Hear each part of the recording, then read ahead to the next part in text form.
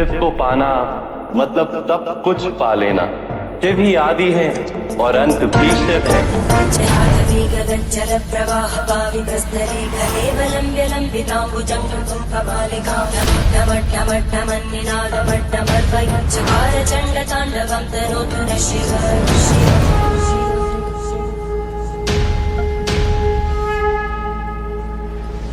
जय श्री राम। मित्रों, महाशिवरात्रि हिंदू धर्म का एक अत्यंत पवित्र, गूढ़ और आध्यात्मिक पर्व है। यह केवल एक त्योहार नहीं बल्कि आत्म जागरण, तप, साधना और शिव तत्व के अनुभव का विशेष अवसर है। यह रात्रि हमें बाहरी संसार से हटाकर अंतर्मन की यात्रा पर ले जाती है, जहां शिव चेतना, वैराग्य, करुणा और संहार के माध्यम से नवनिर्माण का संदेश देते हैं।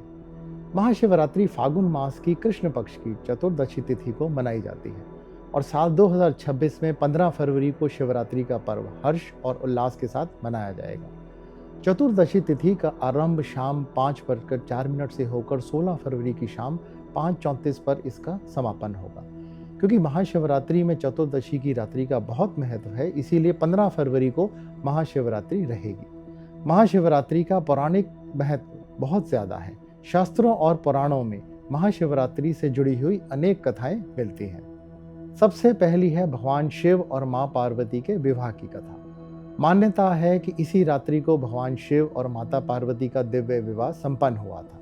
यह कथा शिव शक्ति के मिलन का प्रतीक है, जहां चेतना यानी कि शिव और ऊर्जा और शक्ति का संयोग सृष्टि के संतुलन को दर्शाता है।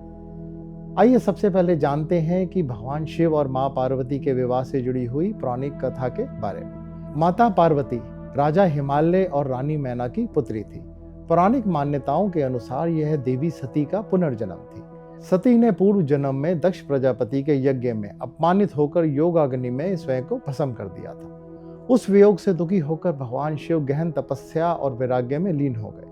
देवी सती के पुनर्जन्म के रूप में पार्वती ने निश्चय किया कि वह पुनः भगवान शिव को अपने पति के रूप में प्राप्त करेंगी। यह प्रण लेने के बाद माता पार्वती ने कठोर तपस्या की और माता पार्वती ने भगवान शिव को पति रूप में पाने के लिए अत्यंत कठोर तप किया। वर्षों तक अन्न और फल त्याग कर केवल पत्तों पर जीवन बिताया, फिर पत्ते भी त्याग दिए। इसी कारण से उनका एक नाम अपर्णा भी है। हिमालय की बर्फीली चोटियों पर निरंतर तपस्या की और उनकी इस अत्यंत कठोर तपस्या को देखकर भगवान शिव प्रसन्न हो गए।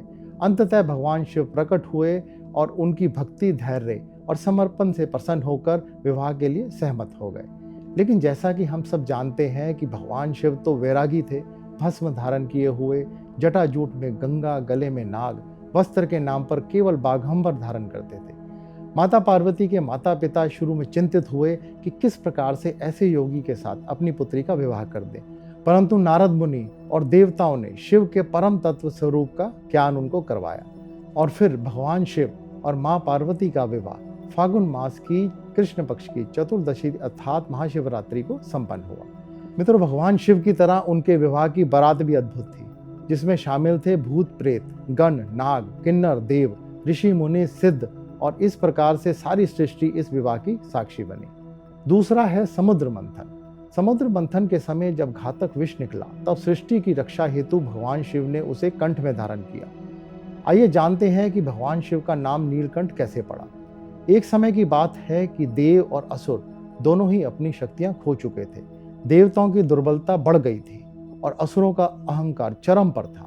तब यह निर्णय लिया गया कि अमृत प्राप्त करने हेतु समुद्र मंथन किया जाए। मंदराचल पर्वत बना मथनी, वासुकी नाग बने रस्सी और समुद्र मंथन आरंभ हुआ।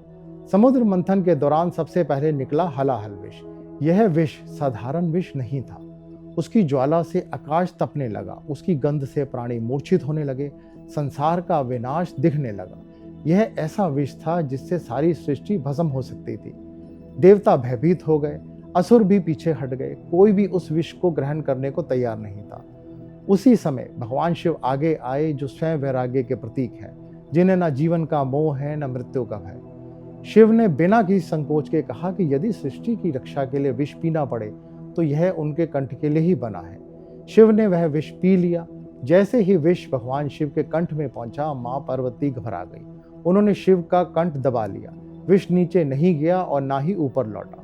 शिव का कंठ नीला हो गया और तभी से भगवान शिव नीलकंठ महादेव कहलाए। यह त्याग, करुणा और लोक कल्याण का चरम उदाहरण है। तीसरा है शिवलिंग का प्रकट होना। कुछ परंपराओं के अनुसार इसी रात्रि शिवलिंग के रूप में भगवान शिव निराकार से साकार हुए थे। शिवलिंग जो यूनिवर्स की एनर्जी और सृजन चक्र का प्रतीक माना गया है। महाशिवरात्रि का आध्यात्मिक अर्थ क्या है, आइए अब इस पर विचार करते हैं। मित्रों, महाशिवरात्रि की रात्रि अंधकार का प्रतीक है और शिव उस अंधकार को भेदने वाली चेतना है। इस रात्रि जागरण का अर्थ केवल नींद से जागना नहीं, बल्कि इसका संबंध आत्मिक और आध्यात्मिक जागृति से है। अहंकार का क्षय, वासनाओं पर नियंत्रण, ध्यान और समाधि की ओर कदम बढ़ाना है। योग, मंत्र और तंत्र परंपरा से माना जाता है कि इस रात्रि प्राकृतिक ऊर्जा ऊपर की ओर प्रवाहित होती है, जिससे ध्यान और साधना सहज हो जाती है। तो जो लोग अपना आध्यात्मिक उत्थान चाहते हैं, उनके लिए यह रात्रि अत्यंत महत्वपूर्ण हो जाती है। आइए मित्रों, अब महाशिवरात्रि की व्रत और पूजन विधि के बारे में जानते हैं। महाशिवरात्रि का व्रत और पूजन अत्यंत सरल लेकिन भावनाओं से परिपूर्ण होता है। व्रत सूर्योदय से प्रारंभ होता है और अगले दिन पारण तक रहता है। महाशिवरात्रि में फलाहार या निर्जल व्रत रखने की विधान है, लेकिन ध्यान रहे केवल अपनी क्षमता के अनुसार ही व्रत रखें, क्योंकि नियमों से ज़्यादा महत्वपूर्ण होता है आपकी सच्ची श्रद्धा और उद्देश्य, जिसे इंटेंशन भी बोला जाता है। इस दिन सात्विक विचार रखें और ब्रह्मचर्य का पालन करें। पूजन सामग्री में जल, दूध, दही, घी, शहद, बेलपत्र, आक के फूल, चंदन, दीपक, धूप और नैवेद्य रखें। अभिषेक क्रम में पहले जल, दूध, दही, घी, शहद, फिर पुनः जल से अभिषेक करें। सभी सामग्री अर्पण करने के बाद दीपक और धूप जलाएं और यह सब अर्पण करते हुए ओम नमः शिवाय का जाप अवश्य करें। फिर भगवान शिव से अपने, अपने परिवार और समस्त जीवों की सुख की और समृद्धि की कामना करें। महाशिवरात्रि पर रुद्र अभिषेक का विशेष महत्व होता है। यदि आपके आसपास भी कहीं या मंदिर में इस दिन रुद्र अभिषेक का विशेष आयोजन हो रहा है, तो आप भी इसमें सहयोग करें और वहां जाकर रुद्र अभिषेक में जरूर शामिल हों। मित्रों, अभी आप अपनी स्क्रीन पर महामृत्युंजय मंत्र देख रहे हैं। ये एक बहुत ही शक्तिशाली और अद्भुत मंत्र माना गया है। सभी मंत्रों में इस मंत्र का विशेष स्थान बोला गया है। यह मंत्र भय, रोग, बाधा और अकाल मृत्यु से रक्षा का प्रतीक माना जाता है। रात्रि में जागते हुए अपने सामर्थ्य के अनुसार इस मंत्र का जाप अवश्य करें।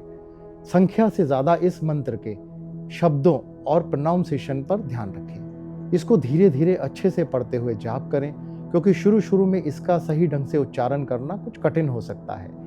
आप इसे लिखकर अपने सामने रख सकते हैं और फिर धीरे धीरे इसको पढ़ें। आइए मित्रों, अब जानते हैं कि इस रात्रि में जागरण का महत्व क्यों होता है। पूरी रात्रि भजन कीर्तन, शिव तांडव स्तोत्र और ध्यान, यह सब मिलकर मन को शुद्ध करते हैं। कहा जाता है कि इस रात्रि सच्चे भाव से किया गया स्मरण हजारों गुना फल देता है।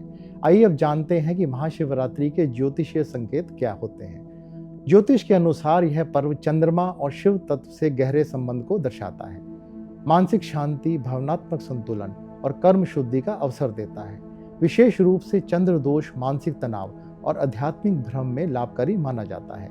जिन जातकों को भी लगता है कि उनके इमोशंस स्टेबल नहीं रहते या किसी भी कारण से चंद्रमा कुंडली में कमजोर है, तो उनके लिए यह महाशिवरात्रि का पर्व एक बेहद ही महत्वपूर्ण समय बन जाता है।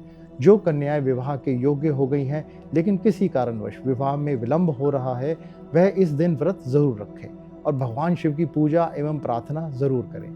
ऐसा करने से विवाह में जो रुकावटें आ रही हैं वह दूर हो जाएंगी और योग्य वर की प्राप्ति होगी। इस विशेष दिन ऊपर बताए हुए सभी कार्य जरूर करें और ब्रह्मांड की दिव्य ऊर्जा के साथ जुड़कर अपने जीवन में पॉजिटिविटी का संचार करें। अब अंत में जानने की कोशिश करते हैं कि इन सब बातों का सारांश क्या है।